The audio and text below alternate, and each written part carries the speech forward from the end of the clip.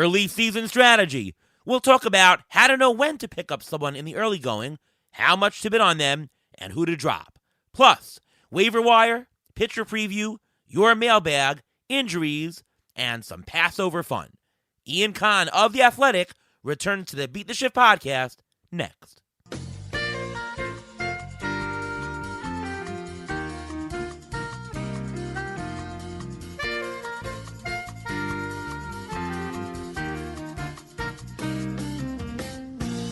Welcome to another episode of the Beat the Shift podcast. I am your host, Ariel Cohen, and with me as always is Ruvain Guy. How are you, Ruvain? I'm doing great. How are you doing today?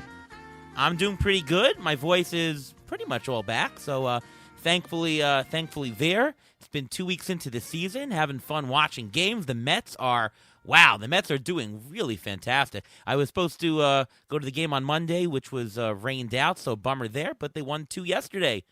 How you doing, Ruvain? I'm doing well, and the Mets will hopefully continue to do well, and I hope, for reasons that I like the Mets, that Acuna doesn't come back sooner, but I still think they're still going to be battling the Braves and the Yankees. Right now, I think the Nationals are in second place in the NL East, which is kind of outrageous. Yeah, well, Mets have a terrific start. They've done this before, so we just hope it continues. And listen, there's a lot of baseball to go. Anything can happen. Well, we've got a fantastic show today. We want to welcome on our show for the fourth time here, Ian Kahn. Welcome to the show. How are you, buddy? Hello, gentlemen. So glad to be with you tonight, and looking forward to doing the show with you. Oh, same here. And by the way, wanted to wish you, when this airs, it will be the day. It is your 50th birthday. Happy birthday. That's an amazing milestone. Thank you very much. I'm pretty excited to be 50 coming tomorrow. I got to think a little bit, now that I think about it, a little nervous, but kind of good, I mean, life is positive, and I'm luckily married to an amazing person and wonderful woman and have healthy children. Career that makes me happy, so I got a lot to be grateful for. And speaking of which, my wife's birthday is tomorrow also. Look at that, Ruvain. It's like we're married. Well, it's not. Not really. It's not. I know. No. It's a little. That was a little far for you, but yeah. I will say this: that at the end on the show that I do on Wednesdays, which was this afternoon, I did it with Nando DeFino and Derek Van Riper, called Under the Radar, part of the Athletic Fantasy Baseball podcast. At the end of the show, Nando was like, all right, we're time to wrap up. And I was like, whoa, we got 5 minutes. What do you mean? We still got time. We got some more things on the I want to talk about Paul Blackburn. And he's like, no, DVR, here we go. And then all of a sudden, I got this, like, it was so sweet. This run of my friends wishing me a happy birthday. It was weird and fun and made me smile so much. Ending with Ariel Cohen, who took up more time than everyone combined, because he started out doing a Nando DeFino impression, which was good, a Michael Beller impression. He then went to himself, Ariel Cohen, wishing me a happy birthday, and then wished me happy birthday as General George Washington. So, it all was in there, Ariel. You didn't leave anything out. So it was so sweet. James Anderson sent his love to, it was so many people, Dr. Thomas Scott, and other people, and Robert Mershak, my partner. And then Clint Frazier. Nando said that he actually got Clint Frazier to do it. I don't know if he's telling me the truth, but so anyway, it was very sweet. And thank you, Ariel Cohen, and for doing it. I appreciate it. It was fun. Oh, my pleasure. Glad you enjoyed it. And I did. Really. It was a big smile. And of course, everyone should already know about the Under the Radar podcast on the Athletic Fantasy Baseball podcast stream. Please do listen to that show. It's an Do you like it, excellent Ariel? show. You like it? You like it? You enjoy it? Do you miss an Excellent episode, or show. do you like to catch it? Do you catch it? I hear every single episode. You guys are a fantastic group. It's a lot of fun. Good information about some more little-known people sometimes, which is why it's called Under the Radar. So really great information and great fun. So everyone should listen. Thank you. Appreciate that. Yeah, give it a listen. We're out there. Our most recent episode is today. We talked a lot about Mookie Betts, Jameson Taillon, and as always, Jorge Mateo. Yeah, so we might be mentioning some of those guys later today.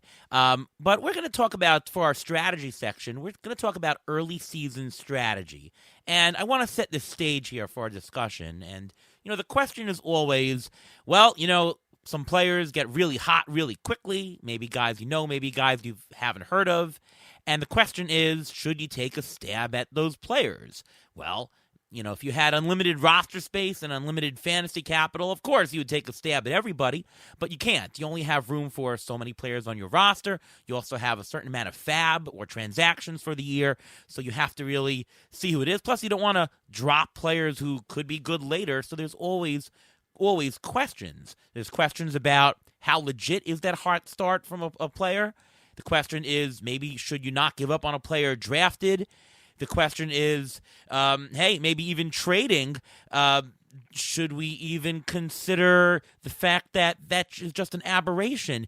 How much does a hot start have to do with what we've originally projected? Remember, we just drafted 2-3 weeks ago. Are we going to give up our numbers and give up what we thought about players after just 2-3 weeks? So these are some of the questions I do want to take a shot at today. And let's set it up and talk first about hot starts. So, Ian, how do you know when you see players with these early hot starts? How do you know what players interest you? Which players you want to be interested in and why? Well, what I'm realizing is that I have a tendency actually now, which I guess I'm going to say now because people will have to remember for like 11 months and 2 weeks before the next draft. But on my NL only team that is going right now, I got some really good, so far, early, some really good young, cheap talent, right? So I got Jerks and Profar for $3 and Gavin Lux for $7. Now, again, this is an only league, so it's a different, if you're listening to Beat the Shift, you know about only leagues. And Profar and Lux, they have something in common, which is they were top prospects. And that's really what I find myself drafting. And then picking up or believing in, right? So you look at Profar, and we talked about Profar on Under the Radar last week. Apparently, and I haven't listened to your show from last week. I typically listen to Be the Shift, enjoy it thoroughly. And apparently you guys were also talking about Profar last week. But I look for a guy who has the pedigree, who now seems to be putting it together, right? Also, early in the season, I do a lot of pickups of pitchers. So I'm in this league called the Devil's Rejects, where you can pick up players straight away. And in that league, I have picked up already. You get 4 pickups a week, though some people seem to be taking advantage of that, but we won't talk about that. And my partner Wilson Karaman and I, have picked up in the first week Paul Blackburn, Hansel Robles, Bruce Zimmerman, who I think should be discussed, and Jake Diekman. So we were picking up anybody who was showing signs. So it's top prospects who were sort of under the radar now and Oscar Mercado we also picked up in the first 2 weeks. Guys who are showing signs who we think could bring real value. I mean, I think that's what I'm looking for. And especially at the beginning of the season, pitchers who are looking really good. Guys like Blackburn and guys like Zimmerman. Okay, so it's the pedigree from the past that gets confirmed now, which really highlights an automatic pickup or automatic contention too. And I don't know. It's an automatic pickup, but that's where my tendency goes. And pitchers at the beginning of the season, if Nestor Cortez happens to be on your waiver wire still, you need to play in a deeper league. But if he's on your waiver wire at this point, he's somebody you grab because he's showing abilities at the beginning of the season that is really, really amazingly impressive. Right. Ruvain? Well, I just want to add just a little bit because I agree with everything you just said, Ian, and I was basically going to say the exact same thing. You're looking for pedigree, you're looking for minor league pedigree, you're looking for major league pedigree, and to see if they can replicate. You also have to look for what they've done in the minors before. Like if you look at Stephen Kwan, he was a huge pickup in the first couple weeks, and he's still tearing it up. But he's getting base hits. He's not showing much power. He's going to score a lot of runs and everything like that.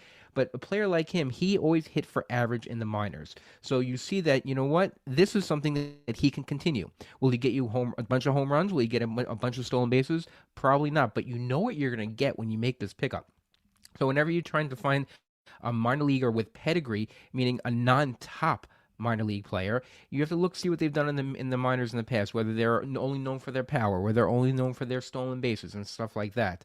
And that's the best way to look at it. Also, see if they can continue it, meaning okay, they're hot for the first 2-3 weeks. What does their schedule look like for the next couple of weeks? Are they going to Colorado? Are they going to Cincinnati in the middle of the summer, toward the beginning of June when it starts going to get warm again and the pitching staff is not that great? So you're going to have all these areas where, yes, they have it, but if you're going to get them, you're going to be paying for what they did so far in the first 2 weeks. You want to make sure that they can continue it and they can sustain it. So I'll add a couple things that I'm looking for, and just to be clear, I'm looking for people that I'm going to roster for longer. I'm not looking for just the 1-2 weeks with the schedule here. I'm looking for, number one, playing time differences from what I expected a few weeks ago. Stephen Kwan, who I don't really love in particular, his at-bats are going to be up, whereas we only projected him for, let's say, 300 at-bats before the season started. Well, if you see what he's doing, that gets up by 100, 150 at-bats. So because of that change from expectation in playing time, that's huge. Connor Joe is another guy who is playing every day, batting the middle of the lineup. How about batting order? Batting order matters. Take a guy like Luis Sarayas, who's not the most fantastic guy in fantasy, but he's not batting ninth. He's batting second. He actually batted third and fourth a couple times this year as well. If you're batting in the top middle of the lineup, you're going to get more counting stats, you're going to get more runs and RBIs. A change from where they were previously batting, that really interests me because that's going to be a huge increase. How about skills change? If you see hitters and they have a much different strikeout or walk rate from the past, those are two quantities that stabilize very, very early on. I'm very interested in that. Look, Seiya Suzuki, all right? I was not on Seiya Suzuki. I probably should have been before the season started because he was a variable. But look at his walk rate. He has the highest walk rate in all of baseball right now. That guy is legit. In terms of power, it's a little bit too early to look at some barrel rates, but look at some average exit velocity. See what the guy is doing and has been doing differently. Look at stolen base opportunities. Is the guy trying to run? That's a good clue. Pitchers, strikeouts, walks, velocity changes. Look at Tyler McGill. He's up almost 2 ticks. That is huge. Look at pitch mix changes and effectiveness of that. Alex Cobb, unfortunately, just went on the IL, but here's a guy who changed his stuff, and it's the effective part of it that's changed for the good. Bullpens, I look for usage changes. I wasn't expecting David Robertson to be in the role. He clearly is. Diekman's getting more shots. It's a good mention. He's a guy to look at. So those are a couple things that I look for early in the season. I like Diekman a little bit. I like Diekman. I trust Diekman more than I trust Robles, but I found myself rostering both just to see how it plays out. And then Whitlock showed up last night, who I have, thankfully, in AL Labor and GDD, I believe I have him in. Yeah, GDD. Boy, is that a good player. Oh, my goodness. Yeah. You and I spent a lot of time talking off air about Garrett Whitlock, and oh, boy, is he good. He's good. Love him. He's fantastic, yeah. What do you do with a player like Daniel Vogelbach, who has started hot in the past, and he started hot again? He's going to get the playing time. Do you go after a guy like that? How much do you spend on him? What do you do with a player like that who has started hot in the past and fizzled out? Ride till he fizzles, right? I mean, you ride. Daniel Vogelbach is getting time. It's historical. He's the leadoff hitter. But look, Vogelbach has been a guy that Brett Sayre, in Baseball Prospectus, has loved forever. And I look at a guy now who's 29 years old. He's not a kid anymore. He's been around. He's hitting .324 with a .924 OPS. He is basically playing every day, either at DH or first base, especially in an OBP league. I like that play. Let it ride till he falls. I mean, if you're choosing between he and Darren Ruff and Garrett Cooper, like that's that sort of mix that you're looking at. Depends on what you want. Depends on what you're looking for. Yeah, he's definitely increased in value since 3 weeks ago because of his role. And in an NL only, he's a godsend, right? I mean, what you're looking for in the only leagues is just playing time, really. I mean, you're looking for talent, you're looking for gifts, you're looking for guys who are going to do good stuff, but you want guys who are going to get you your counting stats. As Ariel always says, you got to get the runs. It's all about the runs. That's how I felt when I left Costa Rica. Sorry, I shouldn't have done that. That wasn't nice. Runs? But I'm ching. Runs are ching. But go ahead, runs. Go ahead. Tell them about the runs, Ariel. Runs are, of the 10 fantasy standard categories, are the ones most correlated to winning. So in general, if you could only pick one category that you could look at and say, all right, show me this category and I'll do my best guess to tell you who's winning this league, it's runs. Runs are the most correlated. So, and it's actually because of at-bats. Whoever accumulates more at-bats, that's who's going to be leading your fantasy league. It's pretty much as simple as that. It's not as simple. Wait a minute. It's not as simple as that, but it's a very good indicator of that. Yes, I try to make it extremely simple in my verbiage there, but yeah, Very of course good. it's Okay. it's a little bit more complicated than that, but that is a quick way. Yeah, good way to look, and I buy into that idea. I really do. Yeah, it's like I say for pitchers, the simple way is look at K minus BB. Of course, it's more complicated than that, but if you could pick one quick thing to look at, that's the quick thing to do. On the reverse side of hot, there's always the players with cold starts.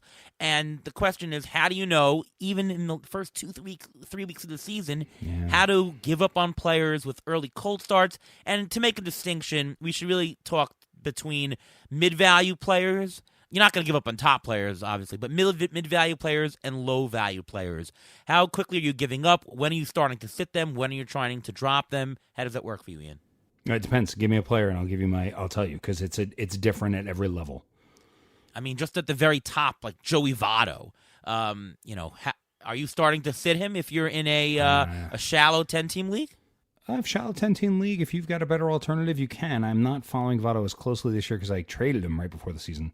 How's he doing? Struggling, I'm gathering. Struggling, yeah. Yeah. Yeah, but he's the kind of guy you don't want to drop. Like this week, Robert Mershak and I were talking about Charlie Blackmon because we wanted to figure out a way. I forget what it was. I think we wanted to maybe get Mateo into the lineup in one of our dynasty leagues, but the only way to do it was to drop Blackmon, and it really came down to this. Like, because you can't sit him. We had to open up a spot. Do you drop Charlie Blackmon because he's really had a slow start? Or do you keep Mateo down in the minor leagues because he's under 350 at-bats? Let's keep Charlie Blackmon for another week. What about Joey Gallo? Joey Gallo is on the bench, baby. Joey Gallo in that same league has been on the bench really after he looks just so lost. My son said to me, we're watching like game 2 of the season, and Gallo struck out again. And my son looks at me and says, Dad, are we supposed to think he's good? Because he's really not very good. And I said, no, son. At this point, we're not supposed to think he's any good. Though... Yep. On Under the Radar, we were talking. We didn't get to it today because they were celebrating my birthday, which was very kind. But that is Joey Gallo now an upside dynasty play because next year if the shift goes away? I still argue no, but it's an interesting question. But Joey Gallo is a sit for me, not a drop, but a sit. He strikes out way too much though, so I mean it's a matter of contact for him. You know, for players who are not getting their contact, not getting through with the levels where they should be. It's not, Jeff Passan actually wrote an article today. That came out today that the home runs are down. If home runs are down, what value is Joey Gallo? Probably isn't it higher? Yeah, no. And actually, no, higher. But wait, you're missing something. I believe. I should say, from my perspective, I think you're missing something, which is from my experience of hitting and what I think is happening in Baltimore, when you're hitting into a shift, it changes your whole psychology of hitting. Because you feel like, I got to hit it perfectly to get it through. If the change comes, Gallo will improve. All hitters will improve. Because all of a sudden, there's a lot of space. And right now, it's like, I don't know where to hit it. So it makes you try to hit the ball out of the park all the time. And I think that's contributing partially. It's a head game. It's a mental game, baseball. And from my perspective, Gallo will be better if the shift does indeed move away. And then there was another interesting point. Oh yeah, in Baltimore now, I think we discussed this, and you said that Ryan Mountcastle is only going to lose 4 home runs. I am firmly in the downside disagreeing on that now, because they didn't just move the fences back 30 feet. They also raised the fences 4 feet. So Jorge Mateo hit a ball 410 feet to left center field against Jameson Taillon, and it was an out. Last year, that was a home run. All of a sudden, you start thinking, oh, my God, to get it out of here, especially with the new ball, I'm going to have to hit it 500 feet. It's going to screw with these guys. I think Baltimore pitchers, you need to raise up Baltimore pitchers now, which is why I want to talk about Bruce Zimmerman later. You got to raise up Baltimore pitchers. If you gave them 1 to 10, you think they're 4s, they're 6s now for me. Yeah, I mean, 4 was an estimate, could be 5, but yes, the dimensions are different. And by the way, I kept saying that John Means was really a good pickup, but of course John Means is hurt. I had a lot of John Means shares that didn't really help me. Oh, it's not good. Ruvain, do you have John Means shares?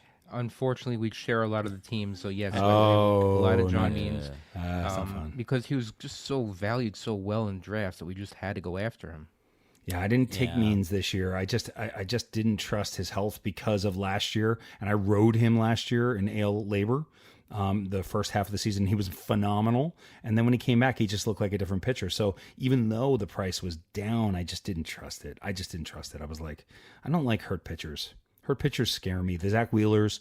Did you guys roster Zach Wheeler? Because I avoided him. A lot. Did you? And A lot, and we also have a lot of shares of Jacob deGrom. I argue that. Well, Carlos Rodon. No, or I guess Rodon, but Rodon was healthy coming in spring. I'm talking about the guys all who these guys. weren't. DeGrom was, quote, healthy coming into spring. Yeah. That's true. You know, when you take an injury risk, remember, you're going to hit on some, you're not going to hit on some. The question is, do you get enough of a value discount that in the long run you're going to make a profit on if you roster a bunch of these pitchers? Yeah, that's true. I hear what you're saying. And Means was a perfectly fair. I just, it's a personal feeling. This game it's about the numbers, but it's also about feelings about players. Yeah. Quick I thought. believe in that guy. Quick thought and the quick, what's the word for it? The quick memo for what to do if you're thinking about dropping a player is if you're going to drop a player and he's going to be immediately grabbed by somebody else, you might want to think twice about dropping him. If you're going to drop a player that no one's really going to pick up, it's probably okay. Like take Michael Conforto. Even if you're in a deep league, even if you're in an NL-only league, I don't know. I think if you drop Michael Conforto, is anybody going to grab him this week? I don't think so. I would. You would? I think I would. I would take the loss of the week. Like in Tout Wars, you have to, if you pick somebody up, you got to play him for a week. But the upside of because then you can put him on your bench after that. You can't IL him. No, you can't IL him, hurt. but in if you're in NFBC league and you've only got 7 bench spots all purpose, that's different.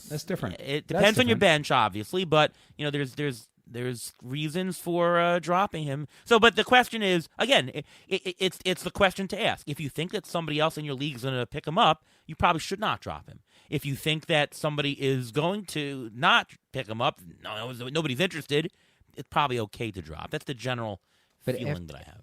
After a draft, you have to think to yourself, you know what? The last 3 picks that I made, those $1 picks or those waiver or those snake draft picks at the very end, those guys are going to get dropped anyway. So you should have no problem dropping those guys. It's the guys that are in the middle tier that you're hoping for something, but you're not sure about. But if you're on the fence about dropping, let's say you have a 7-player bench and you have O'Neal Cruz on your bench and you're waiting for him to be called up. When will he be called up? Is he a guy you should drop at this point? Blake Trinan, he's not the closer right now. Is he droppable at this point? Those are 2 questions that you just Cruz have is not droppable. Do not drop O'Neal Well, Cruz. Super 2 will come up, I think, soon. Yeah, I think you should at least wait the month. He'll come up. The one thing I would add about this is baseball and fantasy baseball can be a very emotional game, yeah? Try not to act with emotion. I'm sick of this guy. Cut. Don't do that. Like when you feel yourself like cutting someone without the extra moment of thought, stop yourself. Breathe. Count to 10. Then breathe again. Then count to 12. Then breathe again. Then count to 60. And then once you're done there, if you still think you want to cut him, you can cut him. But otherwise, like, don't make emotional choices. It's not necessary. Like, take your time. Take your time. Be at ease as much as you can. That's always true for anything in life. Yes, indeed. So talk about FAB because, you have the first 2 weeks of the season. The question always comes up that people ask me is, how much FAB should I spend? Ian, what do you do in the first 2 weeks and in general with FAB? Like, take Hansel Robles. Like, what kind of bid does it warrant for a closer? How about a Stephen Kwan, a hot starter? What kind of does that warrant? What should you be bidding on guys who are playing at Colorado? Like, the Cubs were just in Colorado. Maybe you pick up a Cub to pick. What's your take on what to do in the very first week? Remember, when you make a pickup in the first week of the season, it could be a player that you have for the whole year, which is a lot more weeks and more playing time than if you pick up somebody with 4 weeks to go. That guy only gets at most 4 weeks. So theoretically, you should be paying more. But of course, you do want to save your money for the right spot. So how do you work it? It's very league dependent. So in AL labor, we had a really weird setup, right? Which you know about this, Ariel, but other people don't. Which all of the players that weren't signed yet were not available in the auction. And then if they signed in the American League, we were going to do a fab run right before the season with like 9 great players. So great players like Anthony Rizzo was there, Jesse Winker was there. There was just Freeman. No, Freeman was in the NL. Oh, okay, yeah. And I'm an NL tout, and they did it very differently. That if there was anybody who was a free agent, you could get him, which I rather liked. Story was there. So there were like 9. Eugenio Suarez was there. There were about 8 or 9 players, and I decided that I would rather, instead of like Larry Schechter spent $87 on Trevor Story. Now, if this were a league where $0 bids were fine, that'd be okay. But this is a league where you have to have $1 to pick somebody up. You can't just pick up people for $0. And I decided that I'd rather treat it like an auction. Let everybody spend all their fab at the top of the season.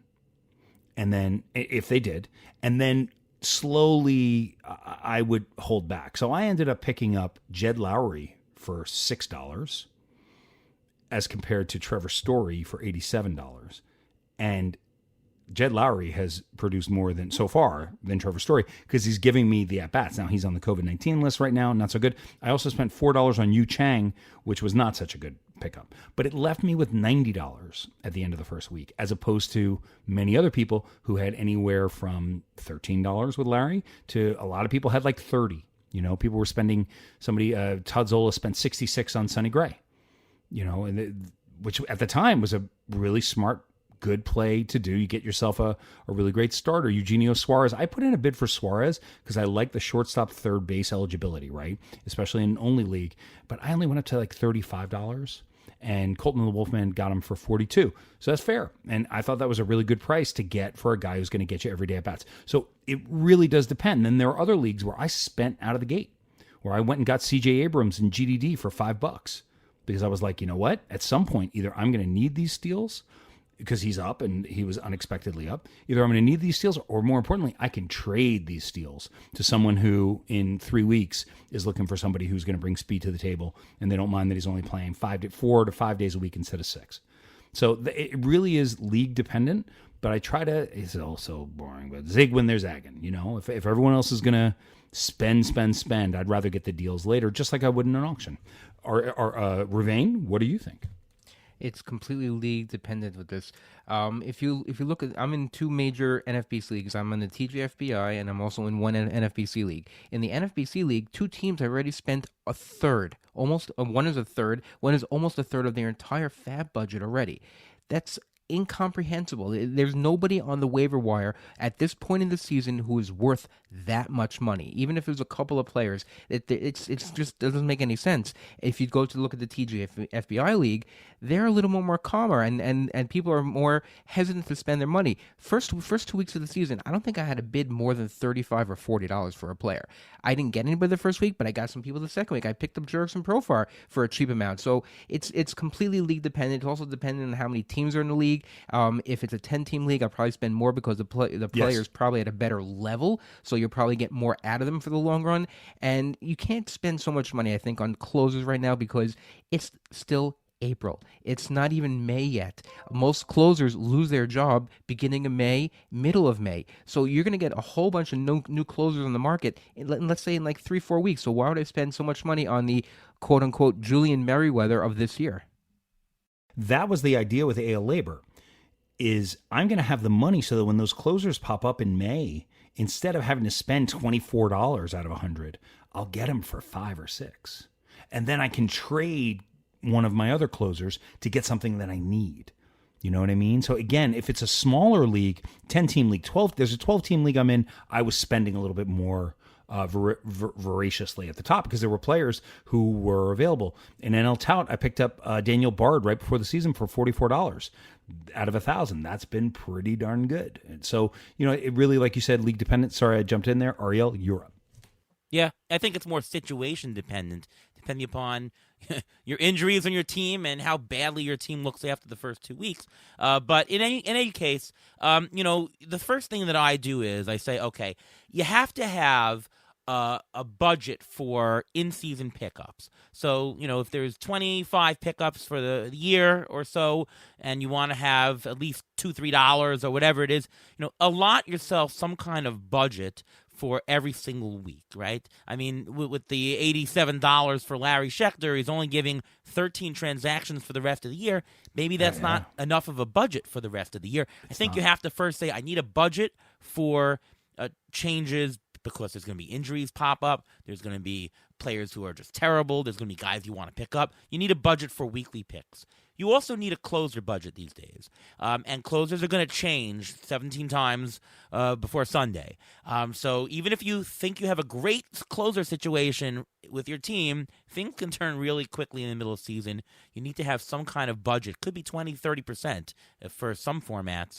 And after you do that, the rest of your money, I generally try to say make it about 2/3, 1/3, first half, second half. You want to obviously spend more in the first half, but 2/3, 1/2, and then you use that willingly as needed. In one league, I have a lot of people who are injured, especially pitchers. That's our NFBC league. We had to spend, I think we spent 15% of our budget in the first 2 weeks.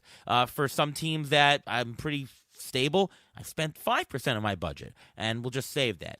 But, figure about 2/3 of the rest of your allocation for that. That's what I would generally suggest you should do in terms of early fab picking up. There's another thing I want to add about fab. In your league, it really depends. Are you allowed to trade for fab dollars?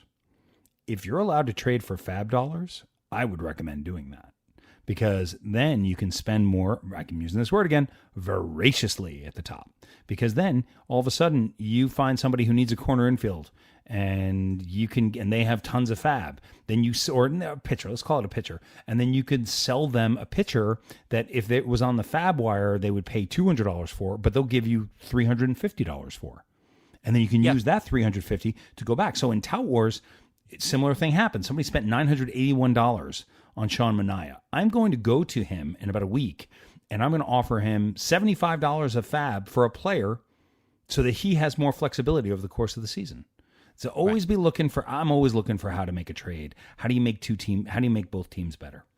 And speaking about trading, it's time for this week's Injury Guru Trivia of the Week.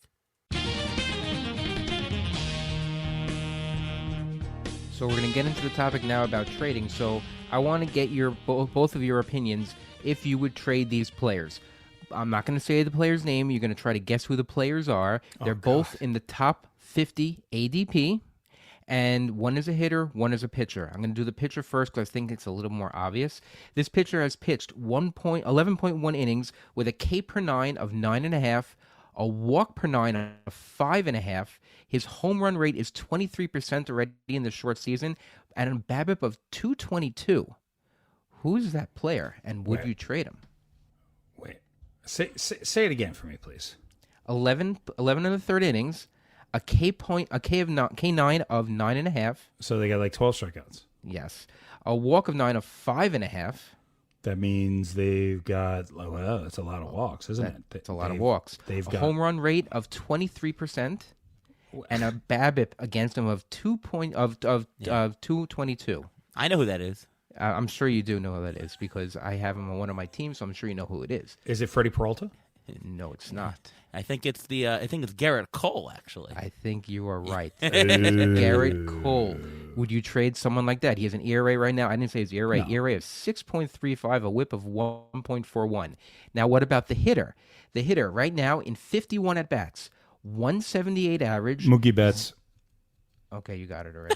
It's Mookie I Betts. was going to say 0 home runs. I know you mentioned It's it before. Mookie Betts. I tried to sneak it by there. 0 home runs, 1 stolen base, now 8 runs, 3 RBIs, and Yeah, he's it's Mookie 29 years old. So, yes, Oh, it I'm is well Mookie aware. Betts. I'm well aware. Just based on those Top lines 50 alone. ADP, top 15 ADP. For both. I know, but I wanted to be a little sly. So you got one and I got one. All right. So are those players, do you trade those players at this point? Do you put them in trade offers? And what do you expect back for those types of players? I do for Cole. I mean, I don't like selling low like that. I mean, I just don't. I don't have Cole. Ariel on the ATC projections, Cole was the number 1 pitcher, period. Yep. And I did not like that. I don't like Garrett Cole. I just don't like the way I talked about this on the show today. I did actually a rant on the show today about the lack of resilience of the pitcher. That 4 minutes late on opening day, and he's throwing tantrums in the dugout. And then last night, 30-minute inning, and Poor Billy Crystal. Yeah, right. Billy Crystal is a New York legend. And Garrett Cole, it just strikes me as someone who is looking for an excuse as to why things aren't going to go well. I'm not going to go into it again. So that's why I actually ended up getting him in AL Labor because the price was so significantly lower than what I had, and then traded him as soon as the auction was over. Literally traded Garrett Cole and Luke Voigt for Vladimir Guerrero Jr. and Jordan Montgomery with Jason Collette because I had too much pitching, he had too much hitting, balanced us out, all good, very positive. I don't want to trade either of these guys unless you give me somebody for bets, like make me an offer for bets. We did this on our show today, and there was a player that I was considering for bets. First I was offered Pete Alonso, I passed. Next I was offered Starling Marte, and I went, I might have to take that.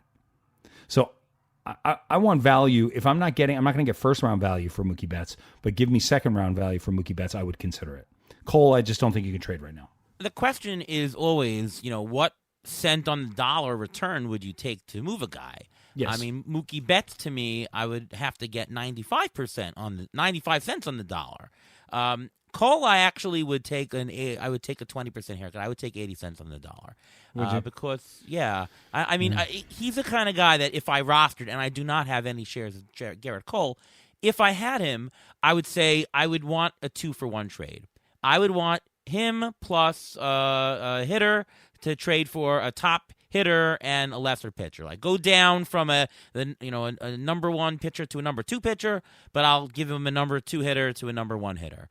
That's the kind of trade I'd be looking for. Similar to what I did before the season with Vlad. Yes, that's correct. That's exactly what you'd want to do. And, the guy was just going to think, all right, maybe it's just an imbalance of my categories, but I would want to do that. The same thing with, we said last week in the show, Shohei Ohtani, the pitcher.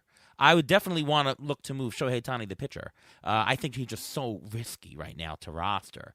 Remember, his injury risk is compounded because he also hits and he pitches. He's more exposed to injury than anybody else. Nobody's really thinking about that or factoring that into their numbers. The pitcher value of him is lower. I would look to move that in a 2-for-1 type trade also. Yeah, but you can't. I mean, how many leagues is he a separate player? Yahoo? Is he? Yahoo, yeah. Yahoo, yeah. Okay, I don't play Yahoo. And I don't think I think it's too early to trade any player who was drafted in the first 2 rounds because most of them have a pedigree. Most of them have a chance of turning it around. But the question is, let's say you get to rounds 3, 4, 5, 6. Do you quote unquote trade high or sell high on a Cody Bellinger who's actually showing some signs of life? No, or do you hold him? You hold him because you probably got a good discount on it to start. Yes, you hold on Bellinger. You don't trade Bellinger because if he's actually figured it out, he can return you second round value. And what are you going to get? I mean, if someone's going to give you Starling Marte for him or Manny Machado for him, then take it. There's a guy who I avoided like the plague this offseason. Well, I avoided all these top pitchers: Burns, Cole, Scherzer, Buehler, Woodruff, DeGrom. I call him DeGrom only because of you guys listening to your show, because you don't say it right. It's DeGrom. Everyone else calls him DeGrom, but you guys call him DeGrum for some reason. And there was a period when I was in Costa Rica, I was literally listening to every show that you guys did between I don't know, I listened to a lot. And DeGrom, and it got stuck in my head. But Wheeler, Bieber, Nola, none of them. Giolito, Urias, Sale, Alcantara, none of them. None of them. And Aaron Nola, to me, can someone explain to me why Aaron Nola is good? Because I own him in 2 dynasty leagues. And how do you trade him? He's a end of the second round pitcher, but I just don't see it. I don't trust it. I don't trust it. You're not going to be able to trade for him right now. Or I mean, think if you you have could. Nola, I think you can trade sorry. for him. Yes, I meant the other way. If you have him, you're not going to be able to trade for him because you've invested a second, third round pick in him. You had to have to take a pay cut on that. You'd have to take a big one. Yeah. Where are you going to have him? You have him. And where do you replace the strikeouts from, though? That's why you have him on your roster, because he's going to strike out a bunch of guys. He's like the Robbie Ray of old that used to get a lot of strikeouts, but you weren't sure whether or not his ERA whip was going to be healthy But you got enough him for in the your 12th roster. round, Robbie Ray of old. You got him in the 20th round. You didn't pay a second round pick. Like, I'm baffled. That's why the first pitchers I was taking were in the Montas area, the Mania area, the Darvish area. All right, but Nola's going to stabilize. He currently has a 36% homer to fly ball rate that is way over twice his career average. I mean, his walk rate is stable. His strikeout rate is pretty consistent with what his career is. His left on base percentage is pretty consistent. Like there's nothing that says that he should be stabilizing. His Sierra is an ERA estimator 280. So if luck neutral, he should be pitching with a 280 ERA. He's just getting unlucky. And his whip is 1.16, so you are getting the strikeouts. You are getting the whip right now. Anyways, You're just running into bad luck. To me, it's a buying opportunity on Nola, for sure. Okay. You know? So let it be written, so let it be done. I just don't, I ain't writing it down, and I ain't buying them. But I just don't understand. Like with Shane Bieber, too, and he had a great start today. I just don't trust it. I don't trust these pitchers. I'd rather invest in the bats. But still, I think for all these players, you should still just ask around your league, kick the tires, as they say, and see what people are willing to offer for these guys, because you never know what crazy offer you may get. Yeah, there's no reason not to trade. And, there's always going to be an imbalance that you might have, and as early as now. Or there could be a value imbalance, especially if you're in Fred Zinke says this, if you've done a snake draft, you had to take a player at a certain spot. But you might value a guy higher, and a guy might value a guy lower or higher. There could be value opportunities to trade right now. There's absolutely no reason to wait. Fred Zinke, that guy's good. Yes, he is. Oh, he's good. I enjoy him very much. He's excellent. All right, let's do a little bit of waiver wire here. It's where we talk about a few potential waiver wire pickups for this week. We mentioned Jerks and Profar last week. He just hit his 4th homer today. Got 11 RBIs, 83% contact rate. So obviously that turned out well. Who are a couple people, Ian, that you're interested in picking up this week? I'm looking at 12-team leagues. Because I could give answers for 12 teams, I can give answers for 15 teams, and for only leagues. But I'm going to start with 12-team leagues. The guys who are available in one catcher 12-team leagues that are really good. Amazon, end call. Call from home. Alexa, end call. Sorry about that, guys. Sean Murphy is available in this 12-team league that I'm in, one catcher league. He's hitting the ball. And another guy in a 15-team league that could possibly be available is Jonah Heim.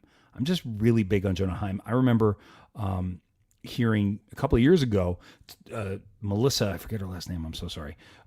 We were talking on the phone, and she works for The Athletic, and she covers the Oakland A's. And she told me that Sean Murphy's the big guy, but she thinks Jonah Heim is equally as good. And that's where it kind of put me on the radar for him. And I think he's coming into himself. I think it's really exciting. Another couple of guys, Hunter Dozier in 12-team leagues seems to be available. Tyler Wade, if you need steals, he's going to play and he's going to run. And then finally, Aaron Hicks.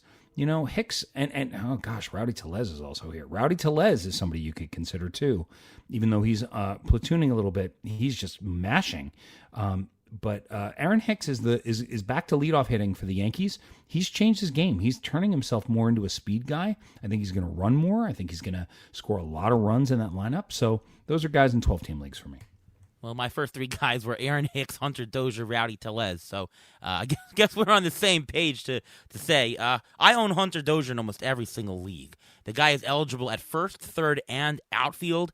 He bats sixth in the lineup, which is okay-ish. Could be better, but he's hitting .290 on the year with 2 homers. Definitely a guy you should consider. Tellez is doing fantastic, batting fifth every day. He started out hot. And, Aaron Hicks, I have to see where he's going to end up in the lineup. He started batting leadoff the first 3 games. Now he's batting seventh, which is he's batting first tonight. He's batting first tonight again. Excellent. He's so leading off. He's leading off, and he's led off the last 3 games. I mean, they had Donaldson at the top of the lineup for a couple of minutes. They had LeMahieu at the top. Hicks is the right guy, and he's changed his body. He's lost about 20 pounds, and he's looking to bunt. He's looking to run. It's exciting. If he said before the season he could go 30-30. That's what he said. Now, does that mean he's going to go 30-30? No. But does that mean he's going to try to steal more bases than he used to? Yes. Yeah, I apologize. I read this the wrong way for a second. Yes, he's been actually batting leadoff first. He started off the season batting seventh. Now he's batting first. Yeah, so that's right. That is huge. And Aaron Hicks, to me, all through the years until he got hurt, he was the runs guy. He was the guy to get on base. Yankees love batting him first. He's a guy. He's going to put some power, getting steal, good average, good OBP. He's going to get on runs. Aaron Hicks is really the guy. I'll mention just a few others there. Jorge Mateo, your guy, Ian. He's only 25% owned on CBS. If you need stolen bases, definitely a guy who's not going to kill you in batting average. Stolen bases is the thing for him. So can I give an upside? Can I give an upside for Jorge Mateo to get people excited? Ready? It could happen even in that ballpark. 245 average, 12 home runs, 37 stolen bases with shortstop eligibility and outfield eligibility. If he's sitting around on your waiver wire, pick him up, put him on your bench. Don't let him be on your wire. Now, just when I say to pick up a guy, like I'm going to talk about Bruce Zimmerman in a minute if we get to it, I'm not saying put him in your lineup right now. I'm saying pick him up, put him on your bench, and wait. See what he does. And if he's as good as this dummy in New York Ian Kahn thinks he is, then you put him in your lineup. But that's how I feel. And if Mateo is sitting there, there's somebody, if you gave me a choice right now, if I only had a few spots on my bench and I could either take Jorge Mateo or Mike Yastrzemski, I'm taking Jorge Mateo. He's playing, if not every day, like 5 days a week. He starts with outfield eligibility. He now has the shortstop middle infield eligibility. I think you buy. I think it's a buy. And sometimes pickups are just to put on your bench to wait and see. You don't have to play somebody right away, right? It's, sometimes by necessity you do, but you don't have to.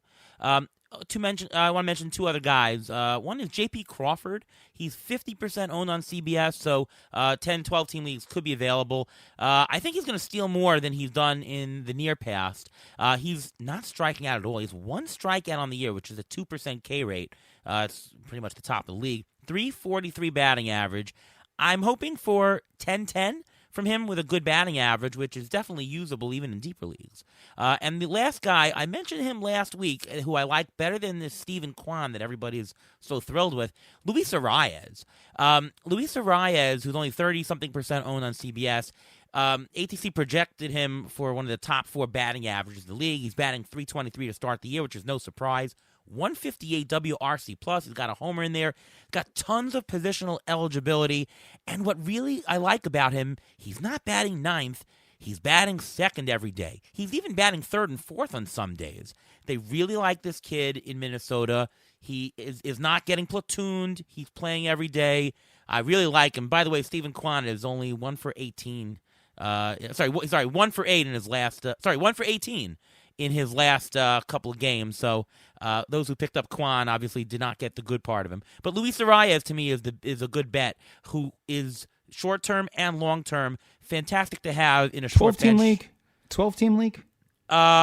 Arias, I'd say a little bit deeper than 12. I'd say if you need batting average, you can throw him. If you need the batting average, yes. If you have a short bench in a 12-team league, yes, because he plays the positions. Otherwise, he's more geared towards a 15-team league. Yeah, I agree with that. Just not 12-team. I go for the upside in the 12-team. I would try for the upside in the 12-team league. Yes, this is not an upside play. This is a sure counting play. But again, it's all correlated to at-bats and runs. And so if Arias has a high batting average and he's batting 2nd, this is a guy who's going to help you in the most important category. But you would think in a 12-team league, everybody's playing every day pretty much, right? Wouldn't you think? Except for outfielders, if you have 5 outfielders, because you're still going to get some platoon splits in the end. Or if you have one of the Giants, like I want to mention Jock Peterson, who's only owned in 23% of CBS leagues. The Giants know how to use that platoon really well, and he's hitting for power, as he always does, and he's hitting right now in the 330s, which is great. He even stole a base earlier this week, so if he's available and you're willing to have him play maybe 3-4 times a week, he's worth it. 100% he's worth it. Another guy, I mean, you guys got on my Aaron Hicks train here. I wanted to mention him as well. I mean, he did well also in the winter in the Dominican League. He was hitting already when he was coming back, so he hits. The question is whether he'll stay healthy. So if you have him and you pick him up, you play him now, because otherwise you may end up losing out on what he's going to get, because he probably will. I'm not saying he will. I don't want to jinx it, but there's a good chance that he may not be on the field for the entire season. But again, with Joey Gallo not hitting, Hicks will get more playing time, so we'll see how that works. And also I wanted to mention Michael Fulmer. No one mentioned any relievers or anything, so I wanted to mention Michael Fulmer. He's looked very good so far. He's only 16% owned in CBS, and he's behind Gregory Soto, who's not always reliable, as we've seen so far. Michael Fulmer, he's only 16% owned. He's looked good, so hasn't given up a run yet. And if you want a guy who's lurking to be closer, he looks the role, and he's the guy who would be the closer if Soto falters. Yeah, for sure. He would. He has a save already also. Well, he had a save because Soto had pitched for 2 days prior. So it's not because Soto has not done his job. I was a big bang the drum for Soto in this offseason. Him being called the closer by Hinch. I love this. I love the stuff. If his command comes together, he could be a dominant closer. Anyway, it's too late to if you don't have him, you ain't getting him. Yeah. And we mentioned Garrett Whitlock. He's only 50% owned on CBS. That's wrong. He should be universally owned. Universally owned. Yeah. 100%. In a 12-team league, you could start him. Yes. You should start him. He might be the closer of the Red Sox come down but the even stretch, if he's not the closer, he has value. He's going to give you I'm giving something big away here. This is something I should be doing this on Under the Radar, but we didn't get to it because it was my birthday. So basically, I'm seeing a trend. Clark Schmidt, Strider in Atlanta, Garrett Whitlock. These guys are going to give you 5 to 6 great innings a week with strikeouts. And they're coming in the 4th. So if their team is ahead, they're going to get the win. There is a market inefficiency right now for the old school, like, well, if they're not closing and they're not starting, I don't want them. There's the new 3-inning pitcher. Strider comes in for 3 1/3, gets you 6 strikeouts, 2 walks, no runs. You don't want that. I picked him up in NL Tout for $21 this week. No, believe me, there's a lot of stuff I do that's really stupid. I guess I'm bringing up a lot of the smart stuff right now. But I think that is a place that people should be looking. I think that the Clark Schmidts, the Michael Kings, the Garrett Whitlocks, the Striders in Atlanta, and there must be more of them, guys who are pitching, who are the guys who come in. It's like the followers that we used to have, right? Guy comes in for 1 inning, and then the next guy comes in for 4. It's the piggyback guy. It's the guy who's coming in the 4th, and they may have the lead. Clark Schmidt last night won the game for the Yankees and ended up getting the win. 3 innings, 6 strikeouts, I think 2 walks. What's wrong with that? And the win. He's to be picked up. Here's a trivia question. 12-team league format, 5x5. What do you think his dollar value is right now, Garrett Whitlock, so far season to date? I'm sorry. Ask the question again, please. So far, if we were doing an auction, right? And okay.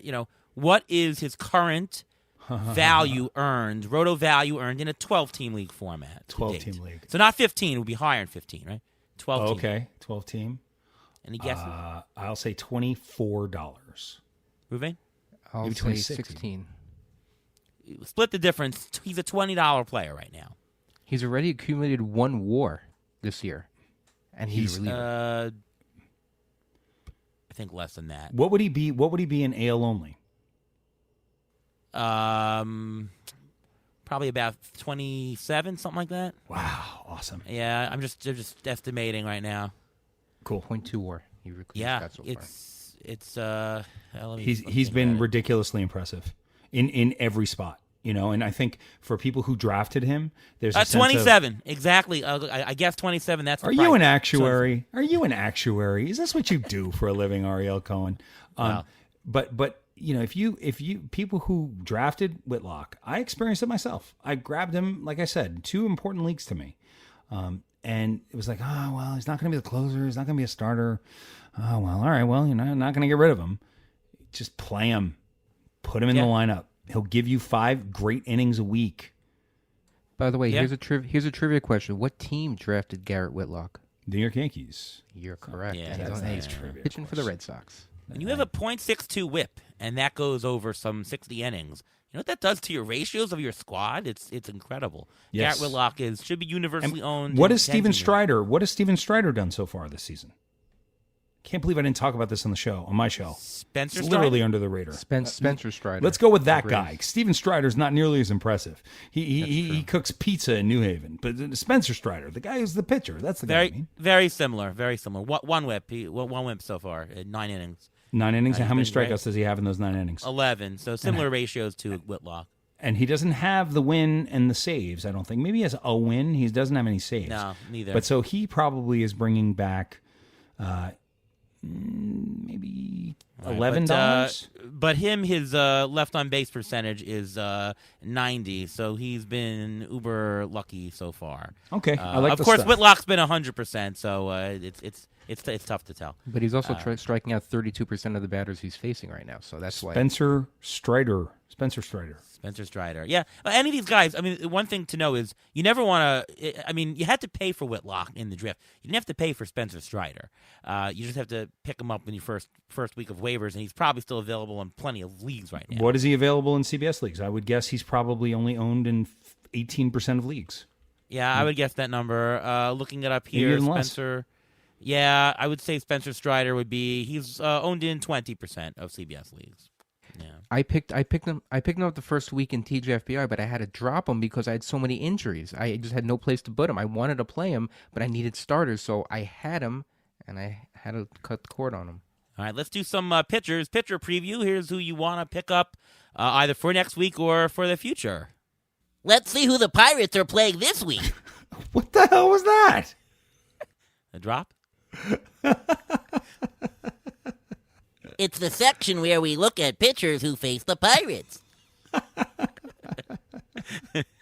right. I think you got to put the Diamondbacks in there, too. And you should consider the A's and the Orioles as well. The Orioles have the highest strikeout rate, so they're the best ones to get. Yeah. All right, who do you got, Ian?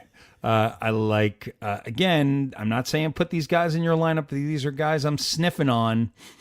I'm liking here. I'm kind of liking David Peterson a little bit. I'm kind of liking Bruce Zimmerman a little bit. I'm kind of liking Blackburn a little bit. And I'm going to throw this out there. Chris Archer, I don't think last night went quite as well for him as it was going. Let me just take a quick look at the game log. Yeah, he kind of struggled, but even in his 4 and a third, he did strike out 5 guys. There's something I like about Chris Archer. Something going back to I understand, but there's something about the prospect pedigree. I'm talking about not put him in your lineup, but sit him on your bench.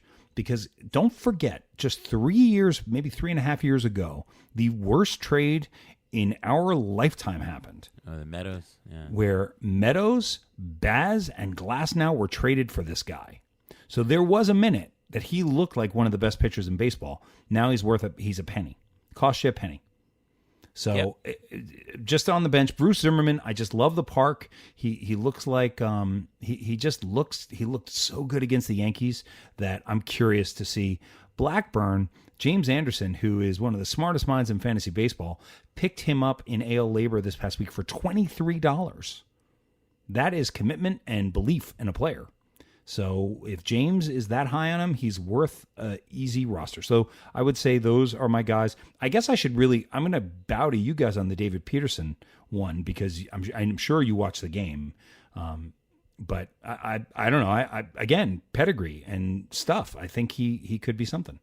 We tried to pick him up this past week. We actually had him on tried to pick him up this past week. So yeah, we're very high on him, especially because there's so many injuries on the Mets. They're gonna pitch. They're gonna pitch. Yeah. I mean, Walker's supposed to come back in a couple of weeks, but he'll be back next week. He's going to be back next week. Yeah, Peterson's going to get to pitch anyways as a long relief, so I bet on that. And anything can happen. Peterson's right in the rotation. I definitely like Peterson. He's shown some really good stuff. Archer, I'm sorry, but this is the Can't Roster Archer fan club, and I'm the number one fan here. Again, don't put him in your lineup, but could be. He was my fourth, but still, I like him more than Eric Fetty. His walk rate right now is higher than his career. His strikeout rate is far lower than his career.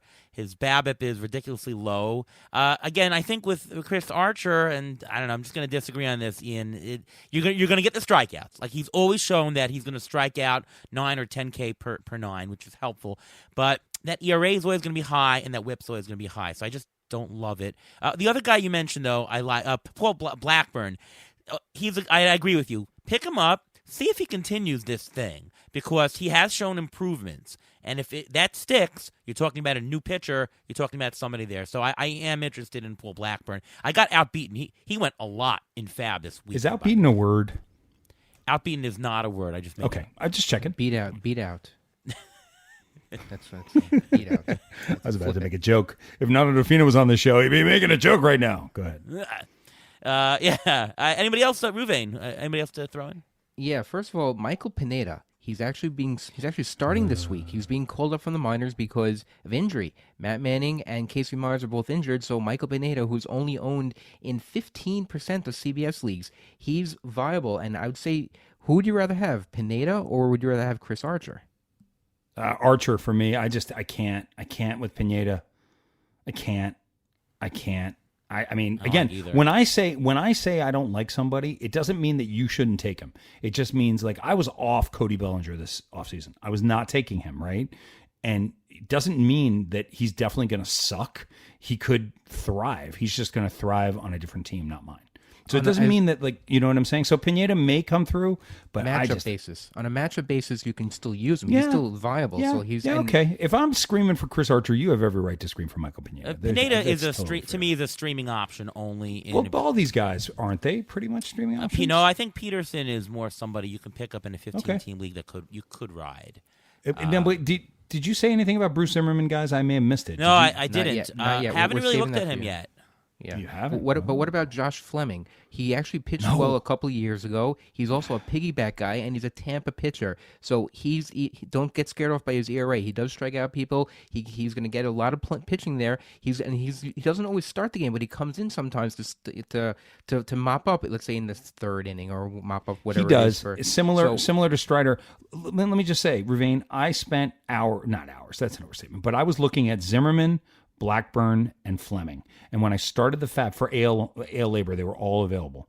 And I had more money than everybody else. So I was like, I only need to spend $4 as opposed to $11 to get this guy, because everyone else has to only bid $2 or $3, which is why I saved my money, so that I'll be able to pick up guys who over the course of the whole season. Tristan Cockcroft and I both made the same call. So I'll be fighting Tristan for players all season. I dug deep into it and watched them, because that's what I do. I go and look at highlights of the pitchers. And Fleming he started out as my number one option, and by the time I had watched all three of them, he was clearly my number 3 option. Behind, I had Zimmerman 1, Blackburn 2, very close, $4 and $4, but I had Zimmerman at the top, and then Fleming I just put in for $1. So I don't know this. And then he came in yesterday. Things didn't go so good, right? Did they yesterday? No, Not so good. They didn't, but he's a possible 2-start next week with Minnesota and Seattle both at home, and he's only 9% owned. So he's available, and if you want to take that risk on him, it's a Tampa pitcher. Usually you can't go wrong with a Tampa pitcher. 3 innings, 4 hits, 3 runs, 2 strikeouts, got the win, but Actually, I'd say Tampa Bay is not. It's not good to have Tampa Bay pitchers for leagues that value wins or innings, for that matter, because they just don't pitch the whole time. The only Tampa Bay player I would roster. Oh no, I've got one Tampa Bay player I have rostered all across my leagues. Franco. No. If you here now, I'm going to trivia you guys. There is one player on the Tampa Bay Rays hitter. I'm going to give you a hint. It's a hitter. I have one hitter who is on 75% of my teams. Well, if it's not Ruvain? Wander Franco, it's not Wander Franco. Manny Margot. Ariel Cohen. Well, I was going to say Jimon Choi, but Matt Margot sounds smarter. The answer is Manuel Margot. Ding, ding, ding, ding, ding. Because you were getting him in the late 19th, 20th, 21st round. Pedigree. If you go back and look at Margot, he's had a number of years where he's disappointed, but he was a top 30 prospect for a long time. Speed, great defense, and a little bit of power, and he's really putting it together. So I avoid Tampa Bay players. I just don't like them. I just don't like Brandon Lau. I don't know why. I've never liked him. I don't like him. Maybe it was that one playoff where he just couldn't hit the baseball that I can't forget. Yandy Diaz I find boring. Arozarena I think is terrible. I mean, I just don't like Arozarena. And at least 20% of our audience just went, "What are you, nuts?" That's fair. You have every right to do it. But I just don't like the way he plays. I don't like the way he hustles. He doesn't hustle. I don't like the way he plays. And so I just never, ever, ever spend the fifth or sixth round pick that you need for Arozarena. Manuel Margot, that's the fella for me. And didn't Tampa just extend him also? Yes, and they extended him, which is likes huge. him, so, yeah. When a guy gets extended, it makes you almost want to pick up Kyle Freeland. Signed a 5-year contract. I mean, why would you want a Colorado? Why in the world did they give him that contract, but not John Gray? I don't get that. They gave all the other pitchers contracts, but not Gray. Called the Rockies. I don't get it. All right. Anyways. Anyways is also not a word. Anyways is also not a word. Anyways is not a word. Is Ravane? No, anyway is a word, but anyways is just anyway. Anyways is a character in West Side Story. Well, y'all is not a word either. Y'all is a word. It is a Y'all's word. a word. That is a word. In the South, it's a word. It's actually in the dictionary. All right, Actually in the dictionary. We put anyways into this? You can use it. I'll just. It was. What was the other one? Beat or offbeat or I don't remember. Unbeatable. Unbeatable is a word. No. That's a word.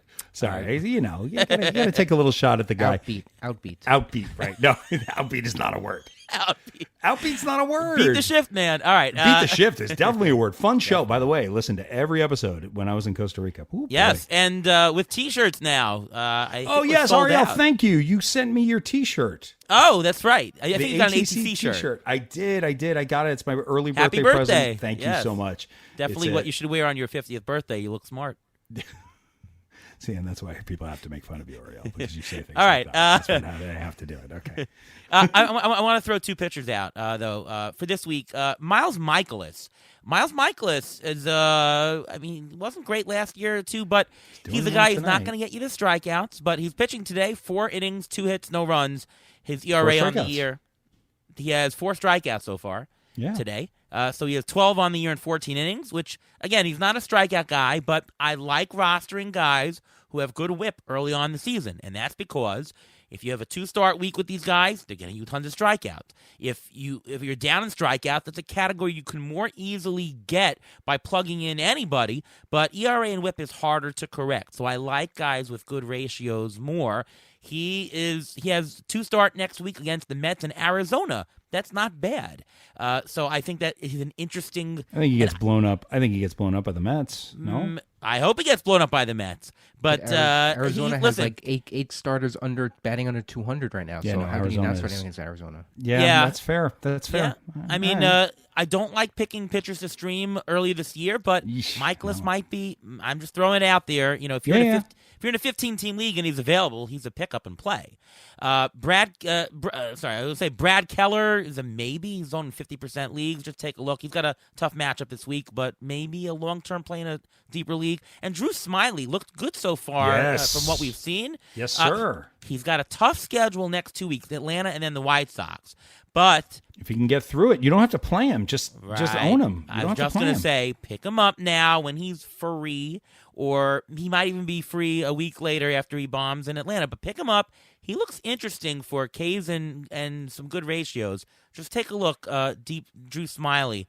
Drew Smiley, can I say something? I will never get out of my head. The game he pitched, I think it was against the Dominican Republic in the World Baseball Classic, which injured him. He looked like the best pitcher in baseball that night. He really did.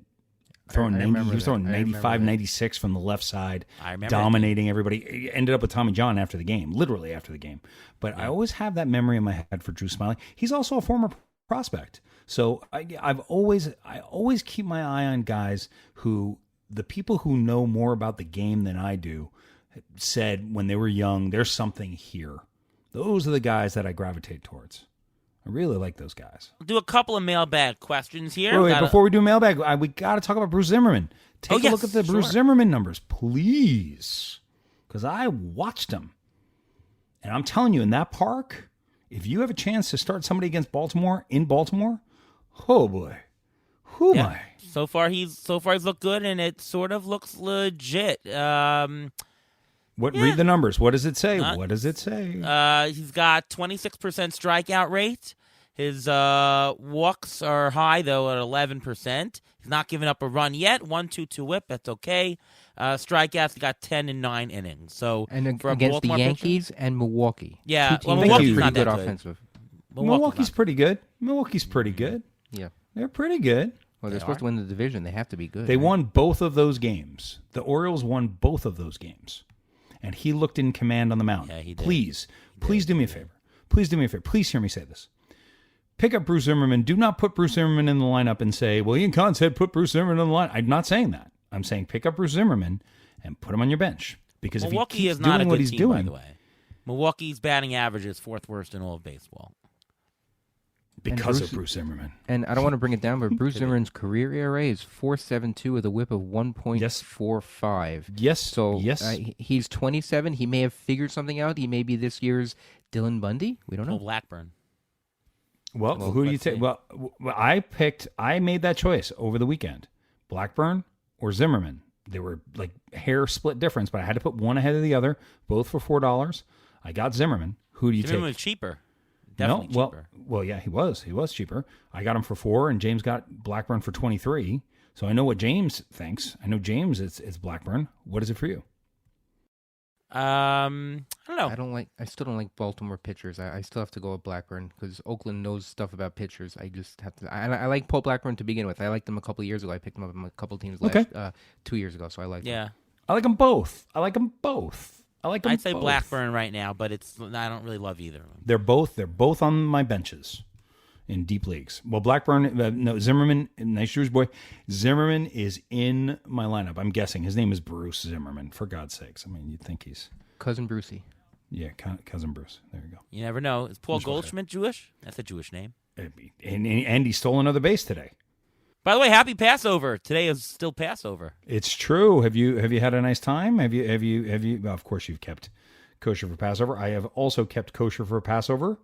Looking forward and you know what sucks? When your birthday is April 21st, which mine is, once every 5 years Passover is this late. This is one of those years. So there will be no cake for Khan this year. Ugh. Well, we actually had a blind man come over to our Seder on the first night of Passover, and we gave him a piece of matzah, and he felt it, and he said, "Who wrote this garbage?" Badum-ching. The badum-ching is not helpful because that was actually funny. That was actually a funny one. I was like, "Are you going to say something so offensive?" Not if you've heard it a million times, though. If you heard it have you? I'm sorry. I've never. That's a new one for me. It's a good joke. All right. It's a pretty good joke. Mailbag. Ville asks, which players so far, Ian, have you found have a winning attitude so far? Or maybe somebody who's just in a slump, but you've got a good feeling about. It's a feeling question for Ian. Garrett Whitlock is one. I'm gonna go to my GDD team. I like the way Chris Taylor plays the game. I like the way he plays the game. Nestor Cortez is the answer to this question. Nestor Cortez is so good at being Nestor Cortez. You give Nestor Cortez if Garrett Cole had Nestor Cortez's energy and mindset, Garrett Cole would throw no hitters on a regular basis. Cole's too uptight. Nestor Cortez is the man.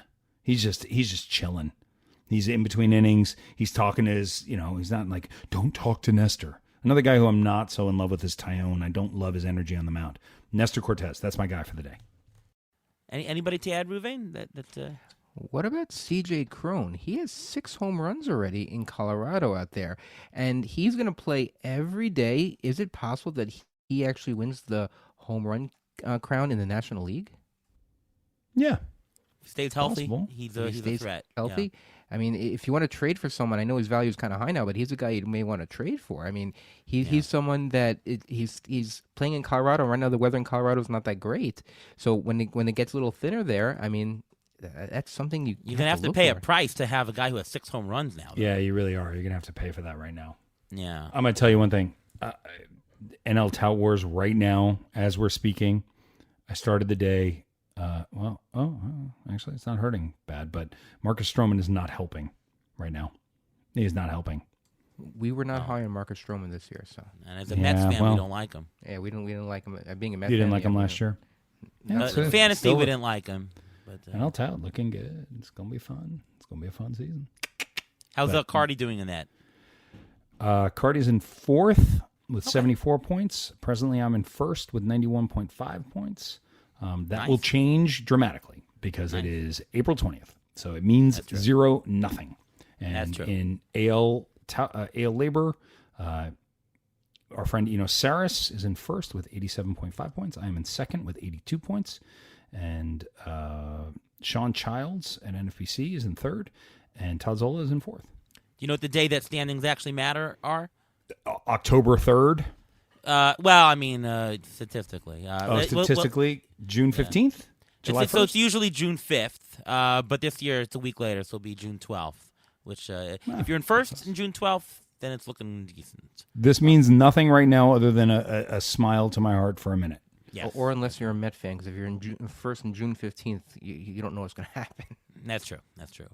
Steve asked, but we really touched on it already, talking about Paul Blackburn, so we'll skip that question. Hopefully, Steve, you've gotten the answer there. What is the answer on Paul Blackburn? What do you guys think he's going to be at the end of the season? Is he a top 100 starter at the end of the season? I think it's going to hit a wall where he's going to have one crap outing and give it all back. That's my feeling about these guys. Okay, Ravine? I think he's going to wear down. I think he doesn't have enough innings built up in him that he around the All-Star break he may start hitting a wall. Yeah. Okay. All right. Kyle asks, there seems to be an influx of young catching talent entering the bigs in the next 2-3 years. Ian, do you think that this will result in more offensive production from the position, making it more fantasy relevant? Absolutely, yes. But here's what I'll say. It's been fantasy relevant to me the entire time. I think people who take bad catchers at the end and they wait and they don't get, I think is foolish. I think catching is a huge difference. Now, I'm not saying you need to spend a 3rd-round pick on Sal Perez, but I would spend the 17th round pick on Travis d'Arnaud and Omar Narvaez instead of waiting till the tail end. I think there are so many good catchers coming. Francisco Alvarez is coming. Adley Rutschman is coming. Gabriel Moreno is coming. And I think it's going to be a lot of fun. I'm a big fan of good catching. Ruvain's bold prediction for the year is Salvador Perez will lead the American League in homers. He's currently one off the pace right there. Yeah, we'll see how that goes. Well, Ian, you do dynasty stuff. Have you had any shares of either Harry Davis or Henry Davis so far? Well, Harry Davis is not a guy that would be like my Steven Strider. Henry Davis. No, there are 2 Davises. There's a Davis in Seattle and there's a Davis in. No, you're thinking of Harry Ford. Oh, Harry Ford. Seattle. Harry Ford. I'm sorry. Oh, okay. Ford. So here, I'll tell you about Harry Ford. I love Harry Ford. Harry Ford is my man. Harry Ford is the guy. Harry Ford is the guy that I got in more drafts than I should have. Harry Ford is going to be a star. Harry Ford is going to move off the position. Harry Ford is a Mookie Betts style player. He is a speed demon with power and hit tool. I love Harry Ford. Let me just tell you. More than Henry Davis? Personally, look, in terms of pedigree, Davis is higher. Davis was the number 1 pick in the draft last year for Pittsburgh, but that was a money thing. He wasn't the best player coming out. Arguably, the best player coming out is Khalil Watson, who the Marlins got at 16. But Harry Ford, who the Seattle Mariners got at 11, I was on Harry Ford before the draft, and it was looking like a late first rounder. I was like, that's the guy. That's him. I watched an interview with him where he was just talking about how he plays the game, and I was like, I love Harry Ford. I traded up to get him in my main Dynasty League, DL1. I got him in XFL, which is the Experts Dynasty League, the Ron Chandler Dynasty League. Steven Gardner and I got him in that league. I love Harry Ford. So for the price, you want Harry Ford. Henry Davis is a good trade piece. You can get a lot for him. Henry Davis will deliver for you, though. He'll be up in 2023. He might even get a cup of coffee this year. Harry Ford is 3-4 years away, but I just got a feeling. I mean, he and Khalil Watson are the two players from this past year's draft that I'm most excited about. Marcelo Mayer, of course, and Lawler's been pretty good too. Jordan Lawler, who's the shortstop for Arizona. So those are the breakout guys for me. It sounds like you're going through my son's baseball card collection here. I really like Harry Ford, guys. More than most. Any thoughts about Rutschman for this year? You're the dynasty guy. I mean, look, if you can buy, it's a good buying time to buy Adley Rutschman, actually, because this game is so psychological. You got a guy who's injured who you've been waiting for, and all of a sudden, if you could offer somebody who is going to compete this year and you can give them like, I don't know, Travis d'Arnaud plus a reliever and no, you're not going to get that. You're not going to get Rutschman. Rutschman's huge. Rutschman's going to be the Buster Posey of his generation. So hold, don't sell, hold as you wait for his arm to be better. Wrist, something, I forget what it is. My bold prediction was Joey Bart would win the Rookie of the Year, which is not going to happen. It's going to be Suzuki. But do you like Bart at all? You gotta like kind of what he's doing. He's striking out a lot, but he's hitting some home runs. He stole a base. Yeah, he's gonna play. Yeah, I kind of like Joey Bart. There's a lot of good catchers coming. Which in a way, Ariel, you would argue that the more good catchers they are, the less valuable they are, right? I mean, because there's more options. No. It would have to be such to the point where the replacement level of catchers goes up for it to be. I think it's about to go up. There are going to be a lot of good young catchers coming. Yeah, so in 10-team, one-catcher leagues, the value of catchers will go down. Yes, 100%. I'm thinking 15-team, two-catcher leagues. In 15-team, two-catcher leagues, I think that you won't get the replacement level. You won't get the 30th catcher really improving all that much. For that, these catchers itself will be really valuable. I'm telling you, I think people are missing the boat when they're like, oh, I'll just get two catchers at the end. It doesn't matter. It matters. Oh, no. It matters. Matters a lot. It matters a lot. And buy in the middle. Like, that would be my thing. Is like, you don't have to buy Real Muto or Sal Perez, but get the 10th catcher and the 13th catcher. Get guys who are going to play every day or play, 5 days, four or 5 games a week. Anyway. Yeah. I'm done. Yeah. All right. Well, we're down up to the injury report. Ruvain, take us away with this week's injuries. Well, let's start with the catcher then. Let's start with Tyler Stevenson. He was taken out of yesterday's game after a collision with Luke Voigt, who was looking like a runaway freight train at that, and looks like I'm not going to say anything, but look at the video and see if he hit him on purpose. He didn't hit him on purpose. It was careless and stupid. He wasn't trying to hurt the hands. guy. I don't know. He was trying to knock the ball out of his hands. Tyson didn't bite Holyfield's ear on purpose either, by the way. Yeah, I don't. Really? You guys are all the way to that on Voigt? No. Well, there's a difference between someone's head and the catcher's mitt. It's like Alex Rodriguez saying that he was trying to. It was exactly like that. Actually, that's what made me think of was A-Rod trying to slap the ball out of that guy's hands. Well, he's going through the concussion protocol right now, so he's going to be out for a little bit of time. Ariel, you mentioned Alex Cobb earlier. He's placed on the IL with a right adductor strain. He left game one of the doubleheader. That means with his groin. Yeah, that's a groin. That's medical terms for a groin. The Giants are just being cautious with him. Plus, they have a bunch of games coming up, and they wanted a roster spot. There's no word on his replacement yet, and no word on how long he's going to be out for. Another oft-injured guy is Mike Moustakas, who's placed on the IL with a right bicep strain. We don't know how bad it is, but he's able to return April 28th. If you want his replacement, if you really, really want his replacement, it's Colin Moran. Hyunjin Ryu has a forearm injury. He has left forearm inflammation, but Toronto is saying that he's only going to miss 2 or 3 starts, hopefully back either the first or second week of May. I don't believe it. You don't believe it? No. You think he'll be out longer? I think he's going to be out for a while. Okay, well, anyway. What about these two guys? I'm going to talk about the Detroit pitchers now. Matt Manning, shoulder injury. Tigers manager A.J. Hinch said on Tuesday, that's this week, that Manning is not dealing with any structural damage in his right shoulder, but will miss his next start. And Casey Mize is on the IL with medial collateral sprain, which is actually golfer's elbow. He's considered day-to-day, but remains without an official timeline to begin a throwing program, which is why Michael Pineda is being called up. Can I just take a reverse victory lap here? I was so sure that Casey Mize was going to be good this season. And I was so disappointed because I didn't get him in many leagues. And then I saw he had this great spring training start, and I was like, he's got his splitter back. I'm sure of it. I'm telling everybody, you got to pick up Casey Mize. Hey, Ariel, I think I said to you, it was like it cost us $1 in labor, by the way. Yes, it was me. That's my bet. It's my reverse victory lap. I got to take it. I got to take the hit on this because I really thought, and I grabbed him in my ESPN league, which was my last draft of the season before. It was like my second to last draft of the season. I really wanted Casey Mize. God, was I wrong? Ooh, but not only is he hurt now, he can still do it. It's a minor injury, so hopefully it won't be too long. But he just looked bad. He just looks bad. It just makes me feel stupid. Well, what about this guy, Andrew Heaney? He was placed on the IL with shoulder soreness after discomfort after throwing 6 scoreless innings. He's always been injured. He said he tried to test it by playing catch the other day, and it said it didn't go well. And he was a big waiver wire pickup this past week. So 2 guys, though, who are coming back. Actually, 3 guys. Lucas Sims is supposed to be activated later this week.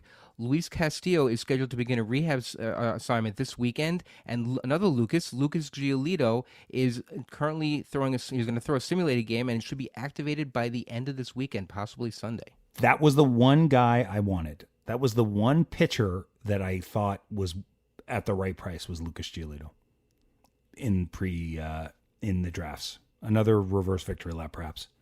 ATC never liked Giolito. Yeah, I did a TV show with his mother. Oh, really? So yeah, years ago. Wow. Jonathan VR, guys, shouldn't people be picking up Jonathan VR if he's sitting out there? He's gonna play. He's hitting 407. Yeah, deep in 15-team leagues, sure. And he hasn't stolen any bases yet, so he does steal. He's a guy who gets stolen bases. So I think 12 team he should even be considered. Depends. 12 team. Any update on Byron Buxton, who I can't believe he's injured? That's not kind. Is that kind? Okay, I'll say it a different way. He's predictably injured. They said he may come back toward the end of this week or the beginning of next week, so that's why they didn't officially IL him or anything. Yeah. So, but it's Byron Buxton, and I actually own him in a couple leagues this year, which I usually don't own him. But I took the plunge this year. I thought maybe this is the year he stays healthy. Maybe this time I'll be lucky. No. He's the type of guy who's just per game. He's fantastic, but can he stay on the field? I don't know. In a smaller league, he's more interesting because the replacement level's higher, but deep leagues, he's just hard to roster. You're taking antacids here to roster him to see when he's going to play. And these are soft tissue injuries always. It's the type that just reoccur. So, you're just riding a win with him, I think, right? Yeah. Yeah, that's with a lot of chronically injured guys in the majors right now. It seems like it's more of a thing this last couple of years of these muscle injuries, and I think it's because of a combination of not having proper spring training, not having a proper full season a couple of years ago. We still haven't had a normal spring training followed by a normal season in a couple of years. So once that happens and everything, quote unquote, normalizes, then we'll probably see hopefully less injuries. Yeah. And Buxton he's striking out more than ever this year. He's 39% strikeout rate. It's too early for that. It's too early. Yeah, maybe too early because he only has 24 at bats, but it's not in the good direction. So I'm just not in on him. All right. Anything else to share before we let you go, Ian? Please listen to Under the Radar. It's the Athletic Fantasy Baseball podcast. I do it with the great Derek Van Riper and the great Nando DeFino. Ariel Cohen, if you like this show, Ariel shows up on that show either as a guest or sometimes he calls in, as you did like 3 weeks ago when you called me while I was on the air and I brought you on the air and everyone thought I was doing my impression, or as the impression that I do of Ariel Cohen with George Washington and Ariel Cohen having conversations. So if you like Beat the Shift, hopefully you'll enjoy our show too. It's fun to do. We enjoy it.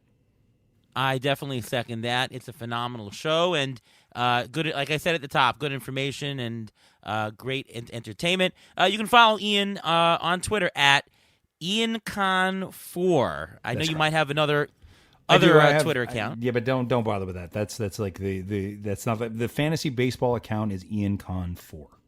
Yes, different than Rob Silver, who just puts everything on the same account. So Rob Silver, smart guy, smart player. He is a smart guy, and we once clashed with him right before Passover in the fantasy podcast bracket, which didn't go well for us. The entire country of Canada voted against us. Well, it was probably voting for Rob, not against you, but as you will. Yeah. As you will. Yeah. Obviously. All right, Ruben, just tell us where we can... Wait, one more thing. Oh, yes, please. Jared, I do have to mention this because every time I come on the show, we do discuss this, and we did not get a chance. It looks like Kellenick is starting to turn it on, guys. Who's that? Jared Kellenick. Who is that? For Seattle Mariners. Never heard of him. Edwin Diaz, Robbie Cano, Jared Kellenick. No? Anyway, I just had to mention it. don't I'm sorry, Ruben. Yeah, we were talking about possibly dropping or benching Kellenick because he wasn't doing well for the first couple weeks, but it seems like he's showing opposite field power. He's showing power everywhere. So, he may be good. I don't know. I'm not sure. Eric Fetty blow up. Ooh. Fetty blew up. You can follow me on Twitter at MLB Injury Guru, where I tweet out all the injury updates I mentioned today, as well as others. You can also catch my weekly article on Roto-Bowler. It comes out every weekend, so it gets you ready for the Fab the following Sunday. All right, I'm Ariel Cohen. You can see my stuff over at Fangraphs, over at Sportsline, and at Roto-Bowler. You can follow me on Twitter at ATCNY and listen to me right here on the Beat the Shift podcast. Might be having some exciting news about ATC projections mid-season. So stay tuned for that in the next couple of weeks. A lot of people have been asking for that, so that might actually happen this year. Cross their fingers, so that might happen. Look forward to that. Thank you guys for having me on your show as a sort of somewhat regular guest. I'm very grateful to be able to spend some time with you guys on the air. It's really, I appreciate it. I do. Oh, our pleasure. Thank you so much for coming on the show, Ian. This was a fantastic show, as it always is. And from all of us here at the Beat the Shift podcast, we'll see you next time.